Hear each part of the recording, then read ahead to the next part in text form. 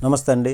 గత ఏడాది జరిగినటువంటి ఎన్నికల్లో తెలుగుదేశం, బీజేపీ, జనసేన ఈ 3 పార్టీలు కలిసి వైసీపీని ఓడించగలిగాయి.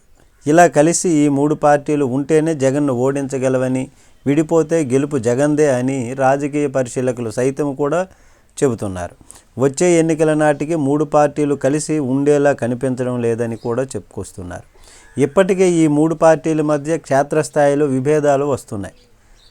పార్టీల అధినాయకత్వం ఈ 3 పార్టీలకు సంబంధించి అధినాయకత్వం బాగానే ఉన్నప్పటికీ ద్వితీయ శ్రేణి నాయకులు, కార్యకర్తల మధ్య తీవ్రమైనటువంటి విభేదాలు చోటు చేసుకుంటున్నాయి. కొద్ది రోజుల క్రితం ధర్మవరంలో బీజేపీ మంత్రికి వ్యతిరేకంగా రోడ్డెక్కినటువంటి టీడీపీ శ్రేణులు ఆ తర్వాత జనసేన మంత్రి కందుల దుర్గేష్కి వ్యతిరేకంగా నిరసనలు వ్యక్తం చేశాయి. కష్టపడి గెలిపించుకున్నటువంటి మంత్రులు అహర్నిశలు కష్టపడ్డాము, గెలిపించుకోవటం కోసం పాటుపడ్డాము, అట్లాంటి ఈ మంత్రులు తమను పట్టించుకోవడం లేదని తెలుగుదేశం కార్యకర్తలు ఆగ్రహం వ్యక్తం చేశారు.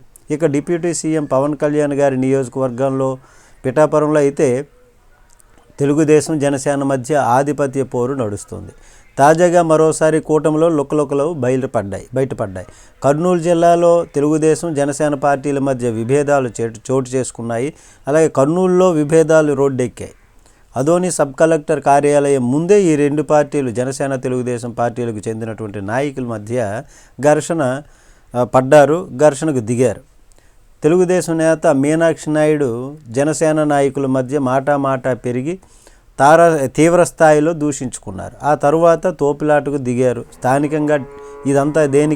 స్థానికంగా డీలర్షిప్ల వ్యవహారంలో పంపకాలు కుదరకపోవడం వల్లే అని వీరి మధ్య గొడవ జరిగినట్టు తెలుస్తోంది. అదోని నియోజకవర్గంలోని డీలర్షిప్లను పంచుకునేందుకు తెలుగుదేశం, జనసేన నాయకులు పోటీ పడ్డారు. నియోజకవర్గం వ్యాప్తంగా 70కి పైగా డీలర్షిప్లు ఉన్నాయి. అయితే తెలుగుదేశం నాయకులు 32 డీలర్షిప్లు కోరారు. కాదు 35 మాకే ఇవ్వాలని జనసేన నాయకులు పట్టుబట్టారు. దీంతో ఆ ఇరు వర్గాల మధ్య, జనసేన, తెలుగుదేశం ఇరు వర్గాల మధ్య కూడా గొడవ జరిగి అది తన్నుకునేంత వరకు కూడా వెళ్ళింది. ఈ పంచాయతీ ముఖ్యమంత్రి చంద్రబాబు గారి వద్దకు కూడా చేరడంతో తెలుగుదేశం నాయకుడు మీనాక్షి నాయుడిని ఆయన వివరణ కోరినట్లు తెలుస్తోంది. నమస్తే.